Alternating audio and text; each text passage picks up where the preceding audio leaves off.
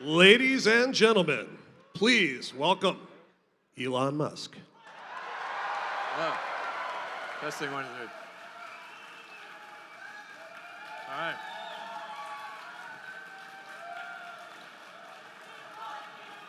All right. All right. Welcome, everyone, to the Model X launch.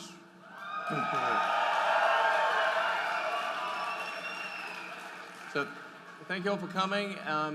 The Tesla team has worked incredibly hard. They've done, I think, an amazing job, and I'm really looking forward to showing you the car.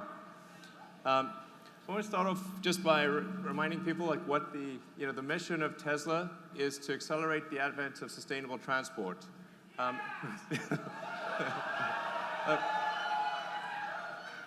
As I think you guys know, it's incredibly important that we move to a sustainable world sooner rather than later. The sooner we do it, the better it is. And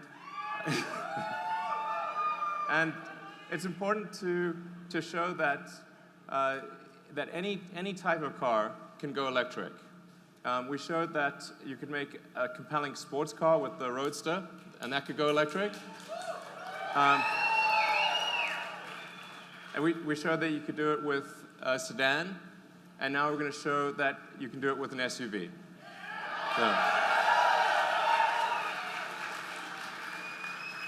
So we're going to start off with what's actually most important for a car, which is safety. So if you're driving, you're carrying your friends and family around, there's really nothing that's more important than safety. So first and foremost, the car's got to keep you and the ones you love safe and protect you under any circumstance you can imagine. So.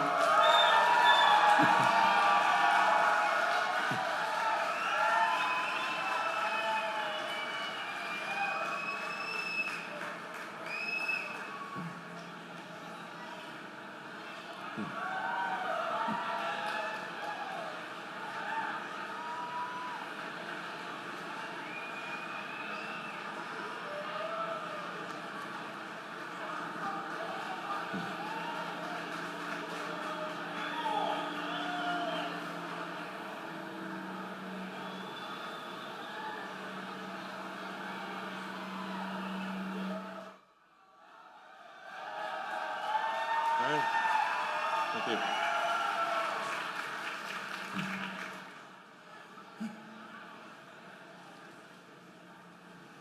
So, there you have the Model X. I'm going to talk a lot more about the details of the car, but I'm going to start off with safety. With the Model X, we've created the safest SUV ever. It's the first SUV that's 5 stars in every category. So,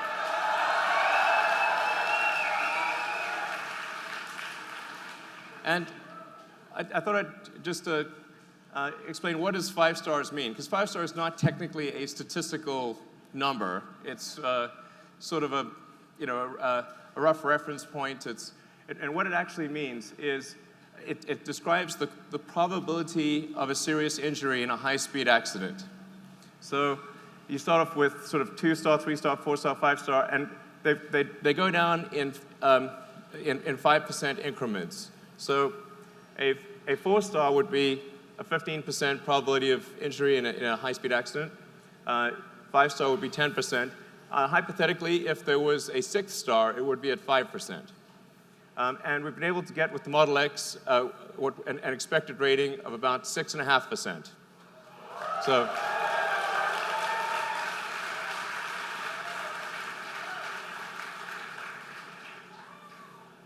And so let me explain how we get to such a low probability of injury. And it goes to the design of the car and the fundamental architecture. So starting off with the frontal, what happens in a frontal crash. This is where most injuries and deaths occurs in a frontal crash. And normally with a gasoline car, you've got a large steel engine block in front. And so in a high-speed impact, that engine block compresses into the passenger compartment and obviously causes damage to the people that are sitting there. With the Model X, there is no such thing. So we have a small electric motor that's down low by the battery pack. And the net effect is that you've got a much larger distance for the crumple zone. So it's really taking impact energy is about force over distance. And if you've got a longer distance, you can actually distribute that force over that longer distance and have a better deceleration and not impact the cabin. So in the case of the frontal zone, you've got something that's the equivalent of, like, if you were to jump out of a tall building into a pool, it's the difference between jumping into a pool or a pool with a rock in it. So you don't want the pool with the rock in it. So then going on to a side impact, the Model S and the Model X are about half of the next best in the SUV class. So the X is so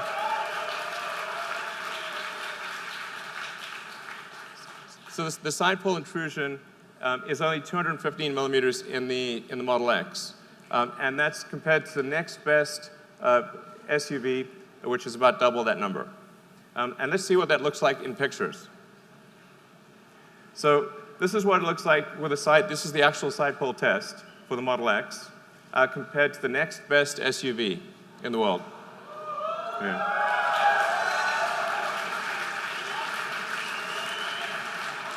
I mean, this is the difference between life and death. This is a really big difference. So, and then now let's look at the rollover numbers. So the Model X, because it has a low center of mass with the battery pack and the floor pan, has half the rollover propensity of any SUV or minivan. So the probability of a rollover injury is substantially reduced.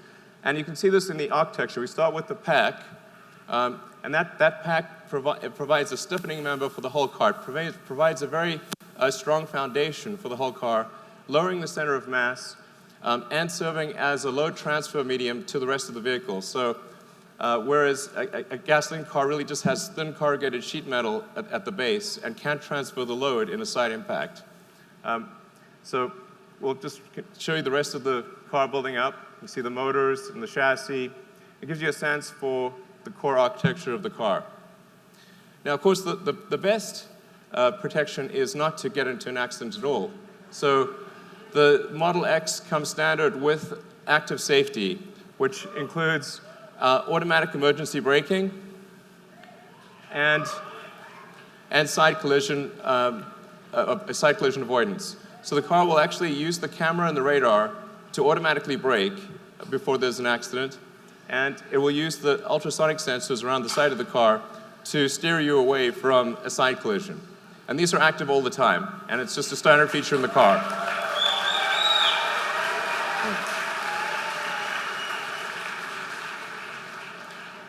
Now, the third thing, which is sort of topical, is air safety. Now, we designed the car well before recent events. So it just happens to have, there's recent events have illustrated the importance of air safety. And we have with the Model X the first true HEPA filter in a car. So why is it important to have a particulate filter? Why is it important to have a gas filter in the car? It's because this translates to a real change in life expectancy. So these are the most conservative numbers we could find on the internet, like the most conservative. They go way worse than this. This is basically the least bad thing that would happen if you lived in these cities. So, and now let's take a look at the filters themselves. I want to show you just how much of a difference this is. The top one is our primary air filter. The one on the left and the bottom is our secondary air filter. The one on the right is a normal car air filter. I think we've got some of those here. So this is what a normal car filter looks like. It's really quite small. This is the this is the primary air filter of the Model X. And this is the secondary air filter. Our secondary air filter is bigger than the primary air filter of a typical car. So and not only is it 10 times larger area, but the quality of the filter is greater. So that translates to a several hundred-fold improvement in the filtration capability. It is 300 times better at filtering bacteria, 500 times better at allergens, 700 times better at soot smog, and 800 times better at filtering viruses. And this is on a bad day. So this is the minimum passing grade when it's just operating at its worst. So, so in addition to the particle filters, we have 3 layers of active carbon. So we've got one universal adsorbent layer, that's the initial layer. Then we've got another activated carbon layer that's meant for acid gases, and another one for alkaline gases. The net effect of the air filtration system is that you have air cleanliness levels which are comparable to a hospital operating room in the car. And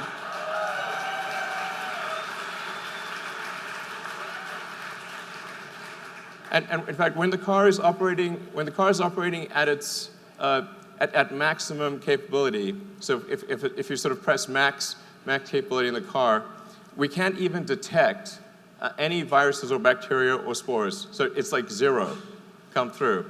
So if there's ever sort of a apocalyptic scenario of some kind, hypothetically, you just press the bioweapon defense mode button. This is a real button.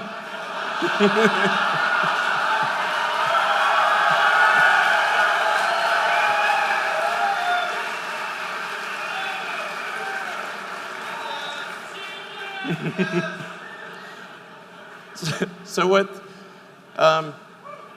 we're trying to be a leader in apocalyptic defense scenarios. So let's move on to the car itself. Like, what's cool and fun about the car? Doors and windows. Okay. So you're obviously familiar with the Falcon Wing door. What we also have is an auto-presenting front door.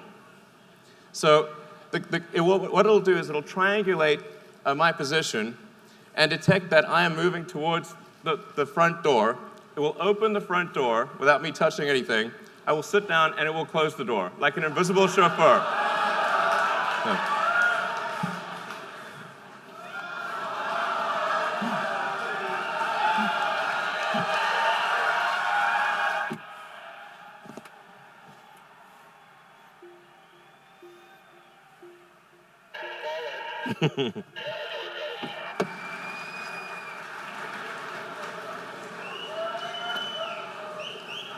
And there are a few other features that are hard to demo in this exact scenario, but something that we worked very hard on is a windshield that's a panoramic windshield. So it comes up and over and feels like a helicopter cockpit when you're driving.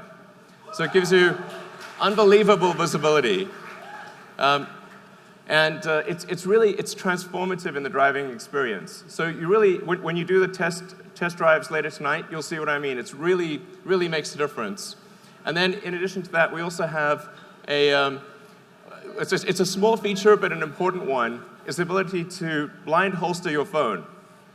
So this is like one of those things where it's small, but it's important.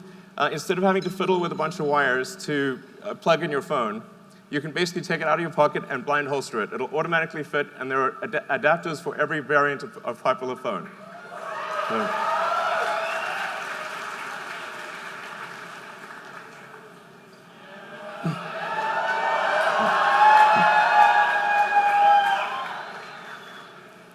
So let's open these doors.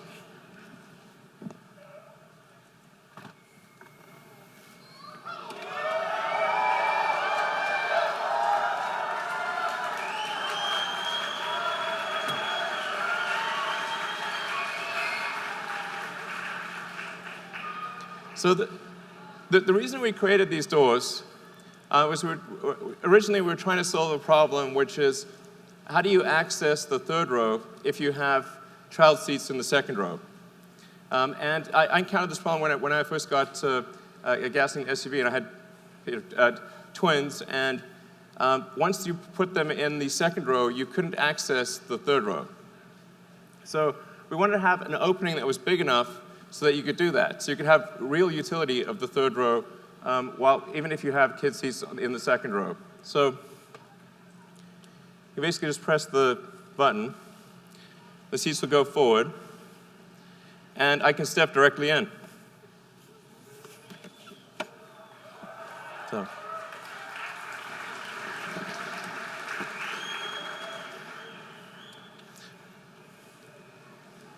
It's also important that if you have, say, a child seat here, that instead of having to cantilever your kid out in front and sort of put them basically into a small hole, you can actually just stand right here.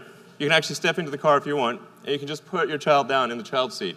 It makes a huge difference in terms of back strain and comfort. So those are the two functional reasons, and then it also looks cool. So, yeah. So that's the Falcon Wing doors, and now obviously a question with the doors is, so how do they fit in tight spaces? Well, we'll show you. Let's bring out the cars.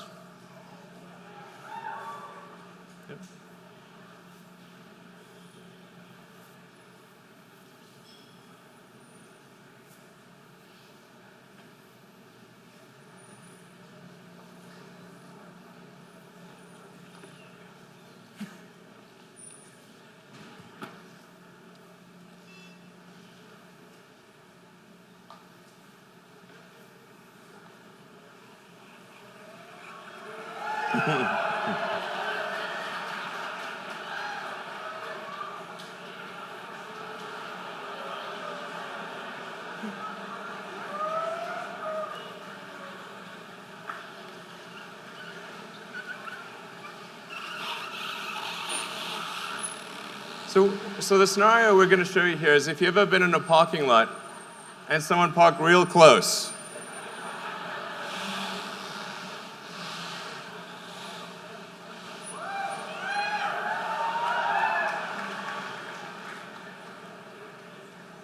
So I don't know if you can see well here, but there's only about a few inches separating the side mirrors on each side of the car. So we're going to open the Falcon Wing doors when there's barely enough room to squeeze between the two cars.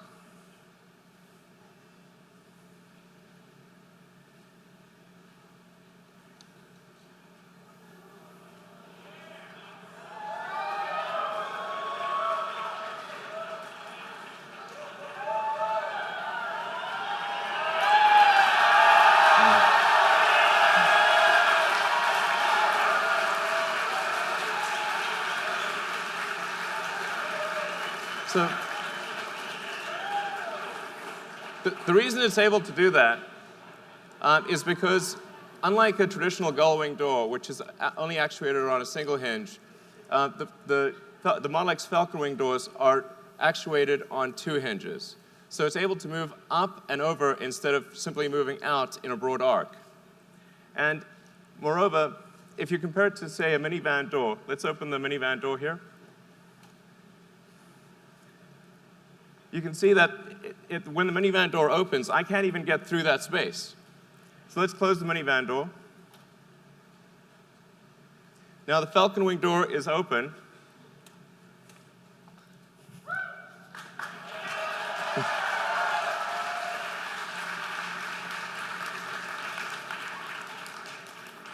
So our goal was to create an aperture that was more functional than a minivan door, and I think the team has succeeded. So I think it's the best aperture out there.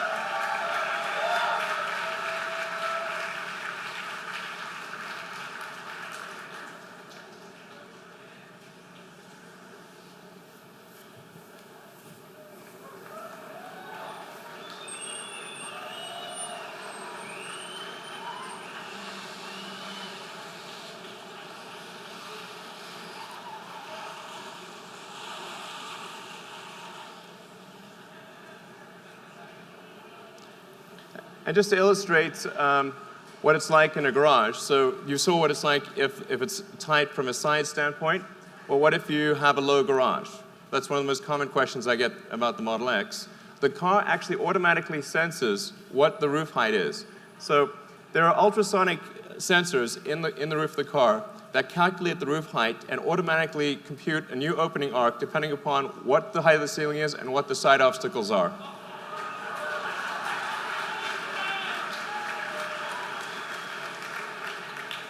And we actually developed a new ultrasonic sensor that's able to do sonar through metal.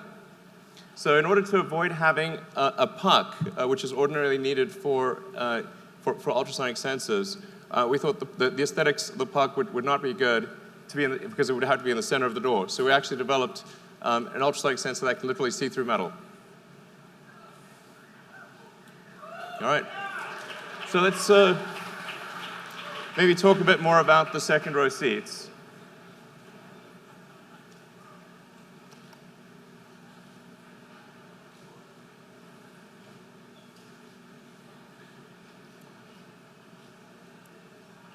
So normally second row seats in a car don't get a lot of love. So let's show you what second row seats typically look like in a car. So that's sort of what second row seats normally look like. But particularly when you open something and it's silhouetted as it does with the Falcon Wing door, it tends to create a halo around the seat. So we put a lot of effort into creating a beautiful seat.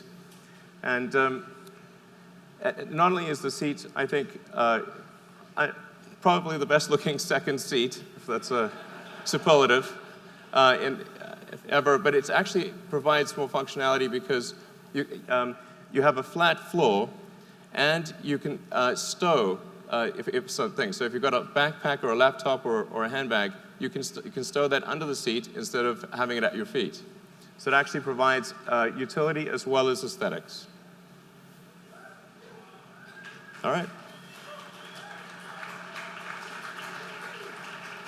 And speaking of utility, let's see what the Model X can really carry.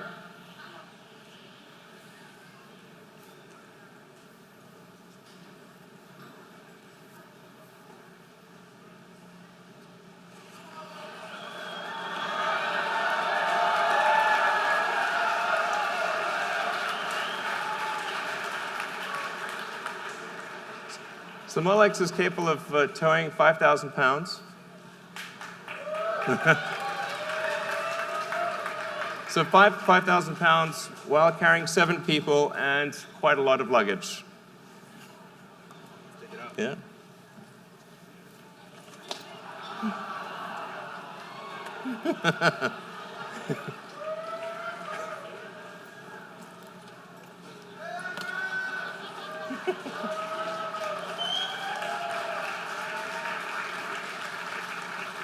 And of course, let's not forget about the front. Where's the stroller? Yes, we need the stroller.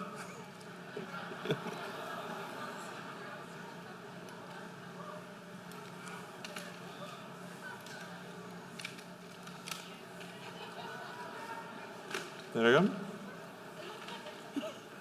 you want to put them in or do you want to carry them out? All right. All right.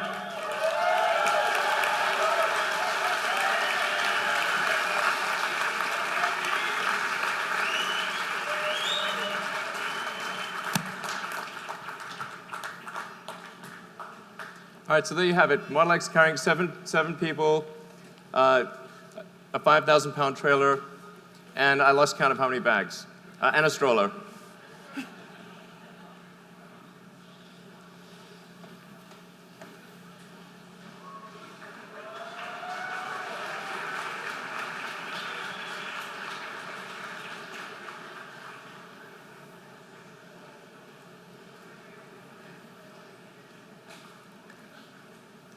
All right, so something we developed for the Model X is, like, let's say you want to carry skis, bikes, and you want to do that quickly and easily.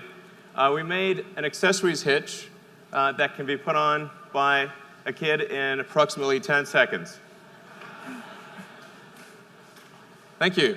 I think that was more like 5 seconds. So the accessories hitch can carry up to 4 bikes or up to 6 sets of skis.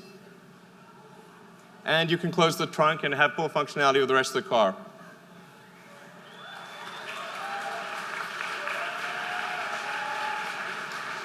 Woo-hoo.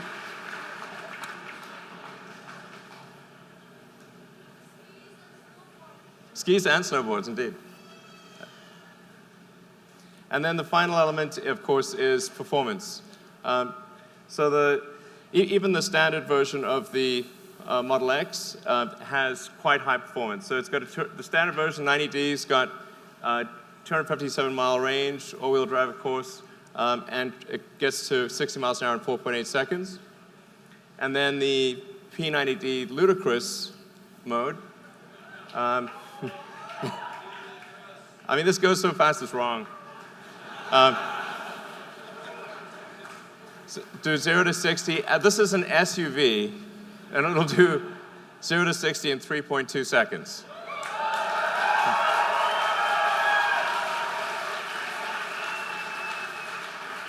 All right. So with that, let me let's hand over the post-production cars. All right.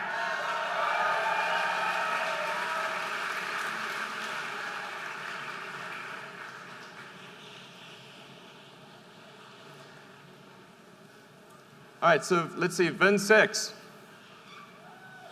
Hey, Ara. What's up, man? Amazing. Hey. Congratulations. Such an awesome job. All right, cool. Nice license plates. All right. Great work. All right.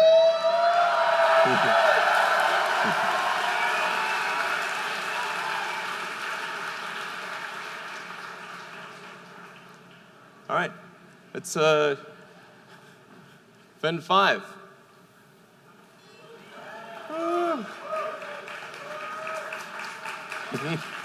Car's coming soon. All right. Good to see you. Is you okay? Hopefully the call will be here soon.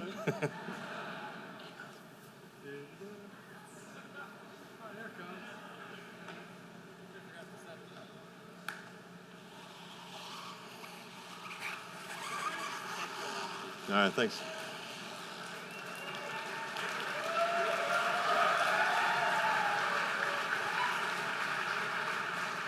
All right, and VIN 4.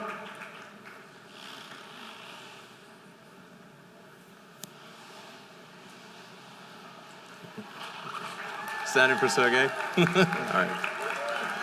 All right.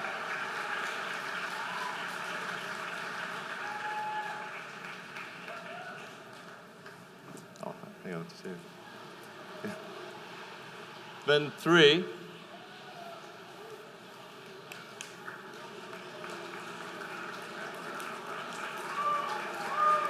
All right. Good to see you. Absolutely. Congratulations. Thanks. Hey. Congratulations. Thank you.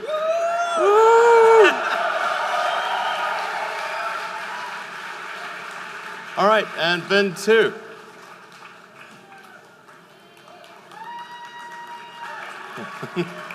All right.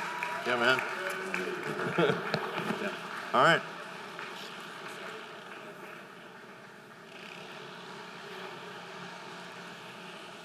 And then, let's see. Then the final one is my car, which is going to be up in a moment. And